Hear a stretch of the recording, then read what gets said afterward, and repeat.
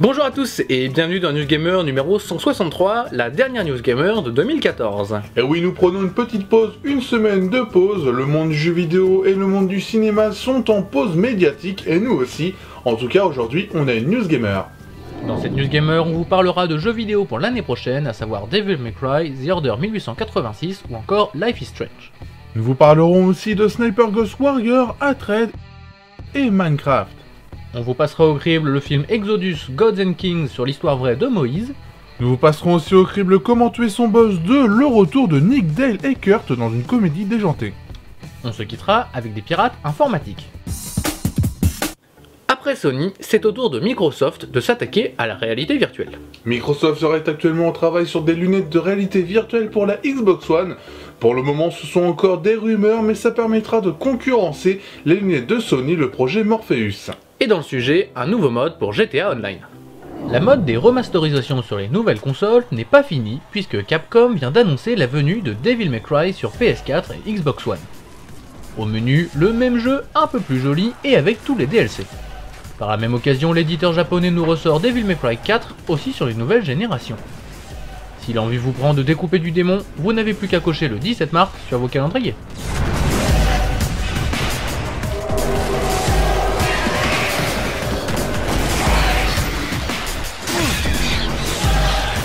En ce moment, The Order 1886 se montre constamment. Ready at Dawn Studios a encore dévoilé une vidéo qui nous présente Londres, mais pas comme d'habitude. Il est question ici de rejoindre les forces policières pour vaincre l'ennemi. La ville est montrée avec son côté sombre et c'est très spécial. The Order 1886 est toujours prévu pour le 20 février prochain.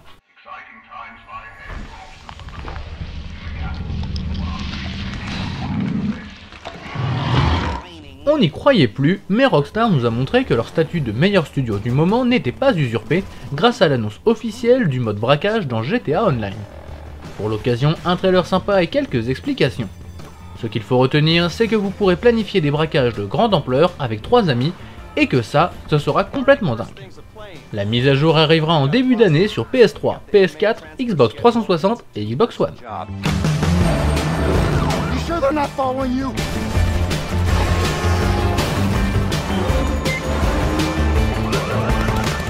Vous aimez Team Fortress 2 et Minecraft, alors vous aimerez obligatoirement Block and Load, le nouveau jeu des créateurs Death of Space. Jagex remet donc le couvert et c'est déjà très prometteur. Ce FPS mettra en scène des caricatures de personnes célèbres dans un univers carré où des batailles explosives font rage.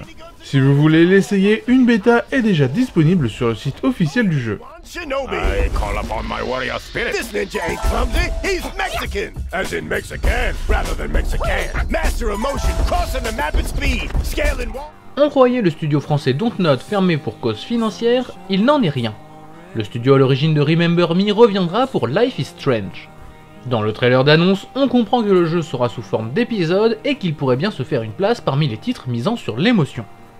Plus d'infos dans les semaines à venir.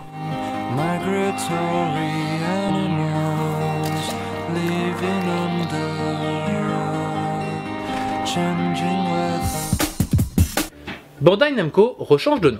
Et oui, après un changement de nom en début d'année, Bandai Namco Games devient Bandai Namco Entertainment, ce qui permettra de vendre des produits dérivés avec le même nom. Et à la fin du sujet, des nouvelles de Minecraft. Pour marquer les 20 ans de la PlayStation, Sony a décidé de créer un habillage hommage pour sa PS4. Problème, cet habillage arrivera avec du retard chez nous. Cela aurait pu être un beau cadeau pour les fêtes de fin d'année, il faudra attendre le début de l'année 2015 pour changer la couleur de sa console en gris. Autre nouvelle chez Sony, les PlayStation 4 sont partiellement en rupture de stock en Europe. Comme quoi, dominer le marché, ça a aussi ses inconvénients. On the PlayStation logo itself, as well as tiny etchings that have the now iconic button symbols for PlayStation, as well as a 2, a nod to the 20-year anniversary. CI Games repart au boulot. Le studio vient d'annoncer Sniper Ghost Warrior 3. Cette fois-ci, le jeu ne sera pas édité par Square Enix. Pour le moment, nous ne connaissons pas grand-chose en rapport avec le titre, mais les développeurs nous promettent déjà des tonnes de choses. Il sera par exemple possible de se balader dans un monde ouvert où les possibilités d'infiltration sont infinies. Espérons juste que les défauts de la série seront gommés et que la nouvelle génération sera utilisée comme il se doit. There are soldiers. And then there are snipers. En plus d'avoir le titre officieux de jeu le plus violent au monde, Hatred s'est payé le titre de jeu le plus médiatisé de la semaine. Alors que le jeu se veut volontairement violent et gore, une vague de réactions négatives a obligé Steam à retirer le jeu de ses serveurs. Si on en était resté là, ça aurait pu aller. Sauf qu'en moins de 24 heures, Valve a décidé de réhabiliter le jeu à la vente. À la clé, une incompréhension totale et surtout une sacrée pub pour le jeu. Valve aurait-il des problèmes pour prendre des décisions politiques? On le saura dans les prochains jours. And it's time for me to die. Takayuki Fujii quitte Konami après 20 ans de bons et loyaux services. L'annonce nous vient de Twitter. L'homme avait notamment créé 99 Night 2. Alors même si nous ne connaissons pas les vraies raisons de ce départ, il se pourrait que ce soit pour des raisons de santé. Souhaitons-lui bon rétablissement.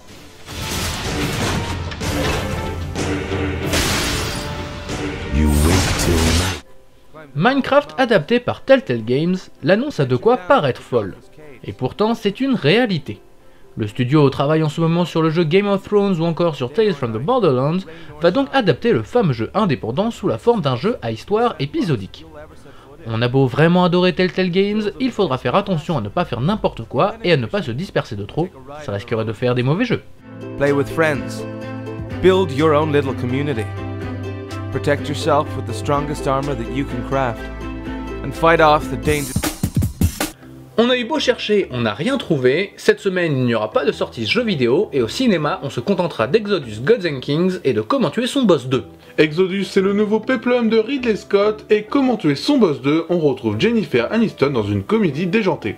Lorsque Batman joue le rôle de Moïse, ça donne Exodus Gods and Kings. Le casting d'Exodus est de très bonne qualité. Tout d'abord, en tant que réalisateur, on retrouve Ridley Scott. Tout le monde connaît ce nom. Il est le réalisateur entre autres de Gladiator, Alien ou encore Mensonge d'État. Concernant les comédiens, on retrouve du très lourd. Christian Bale, Joel Edgerton, Aaron Paul, Ben Kingsley, ils ont tous signé pour jouer dans le film. Arrête tout de suite. Arrête tout de suite, sinon quoi? C'est un conseil que je te donne. Tu es sûr de ce que tu t'apprêtes à faire? Exodus marque le retour du péplum de grande envergure. Les images sont magnifiques et le film déborde de scènes épiques comme il se doit. On retrouve tous les thèmes classiques d'un péplum, mais avec plus de technologie, pour des scènes plus spectaculaires.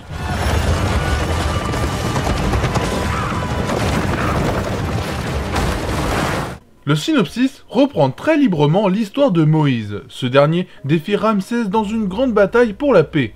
Le problème, c'est que les dieux ne sont pas d'accord. 600 000 esclaves vont donc devoir fuir l'Égypte et ainsi échapper au terrible cycle des 10 plaies.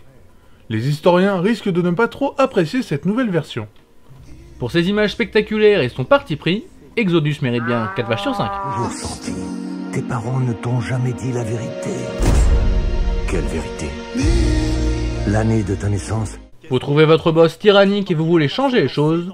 Allez donc voir Comment tuer son boss 2. La comédie déjantée de 2011 revient donc avec un second opus et pour signaler ce changement, le réalisateur change. Maintenant, nous retrouvons un certain Sean Anders derrière la caméra. S'il ne vous dit rien, c'est normal, c'est ce qu'on appelle un homme de l'ombre. Il a écrit le scénario de Dumb and Dumber 2 et des Millers, une famille en herbe. Concernant les acteurs, on retrouve quasiment le même casting que le premier épisode. Jason Bateman, Charlie Day, Jason Sudeikis, Jennifer Aniston, Jamie Foxx, ils sont tous là. Même Christophe Waltz a fait le déplacement. On aurait dû s'en douter, on ne mise pas sur soi-même. Il faut qu'on trouve un demi-million de dollars pour récupérer notre boîte. Je l'ai trouvé. Boum. Si certaines vannes tombent bien, la plupart des situations ont déjà été vues. On est loin d'être sur un immanquable, mais au moins on rigole entre deux, ce qui est déjà ça. Dormez et roupez jusqu'à ce que papa banque. Cite-moi un seul film. Concernant le synopsis, il faut le voir comme une comédie qui ne se prend pas la tête. Vous n'aurez aucune originalité, mais quelque chose qui fonctionne. Nick, Dale et Kurt décident de monter leur entreprise pour ne plus avoir de patron. Le problème, c'est que du jour au lendemain, un investisseur décide de les priver de capital. Pour se venger, ces larrons vont kidnapper le fils de cet investisseur pour demander une rançon. Sauf que les choses ne sont pas si simples. Comment tuer son boss 2 est une comédie sympathique mais sans plus, ce qui lui vaut la note de 3 vaches sur 5. À qui t'écris? J'écris à ma nana. Si je lui fais pas signe, écris. Nous voici donc à la fin de cette News Gamer, et comme on vous l'a dit en introduction, il n'y en aura pas la semaine prochaine, c'est donc la dernière de 2014, mais le site ne s'arrête pas, notre activité ne s'arrête pas, vous pouvez nous retrouver sur internet. Et oui, vous pouvez nous retrouver sur total-gamer.com pour venir discuter avec nous, retrouver plus de news, plus de vidéos, plus de contenu, et vous pouvez aussi venir sur Facebook, Twitter, Dailymotion et YouTube. Et vous pouvez toujours aller chez notre partenaire jeuxvideostream.com pour venir nous voir ou pas. Pour nous voir, c'est le dimanche soir à partir de 20h30. Et on se quitte encore une fois avec ce qu'il fallait voir, il fallait voir Hacker. Hacker, c'est le nouveau film de Michael Mann. Michael Mann, c'est le réalisateur de Hit notamment. Et donc là, il revient avec un film de science-fiction qui parle de hackers où la Terre est menacée par quelqu'un, on sait pas qui, et un prisonnier va savoir comment faire. C'est un peu bizarre, c'est plein de chiffres verts sur fond noir et c'est plein de clichés, mais c'est tout ce qu'on avait à vous présenter. On espère que vous avez apprécié et on vous dit à la prochaine. Salut.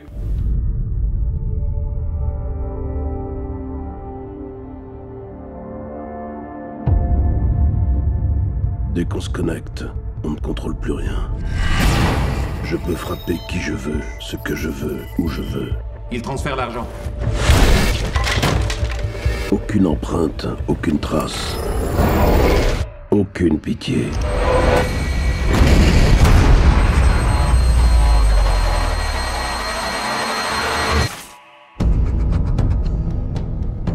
Que sait-on de ce type? Un cybercriminel a endommagé un réacteur à Chaiwan, c'est tout ce qu'on sait. Pour l'attraper, on va avoir besoin d'un hacker, un Black Hat, du nom d'Hathaway. Un programmeur de génie condamné à 15 ans de prison. Vous voulez mon aide? Alors vous commuez ma peine. Sans moi et avec une attaque aussi complexe, combien de chances vous avez de boucler votre enquête? 0. Je ne suis pas en train de négocier. Ouais, et ben moi si. Ça c'est le code. Cette portion-là semble incomplète. Il est en train de l'écrire, mais dans quel but? Ce type peut faire disparaître une ville et il n'hésitera pas une seconde. Me fais pas le coup du 11 septembre. La Chine est maintenant Chicago. C'est que le début. Acte politique, revendication terroriste. Aucune revendication, aucune déclaration. Qu'est-ce qu'il veut? Il ne s'agit pas d'argent. Il ne s'agit pas de politique. Pour toi, ce n'est qu'un jeu. Un monde virtuel. T'as jamais pu entrer dans la partie. Son prochain coup est écrit ici. Vous pouvez le craquer. C'est pas pour ça que je suis là? Si vous êtes repéré, vous êtes un homme mort. Tu sais ce qu'a fait ton protégé? Il a hacké les sites de la NSA et de la Défense. Ramène-le en prison. Faut fuir. Je vais le mettre hors d'état de nuire. Ce type est dangereux. Le tout, c'est de s'approcher assez près de lui et rapidement. Tu ne contrôles plus rien.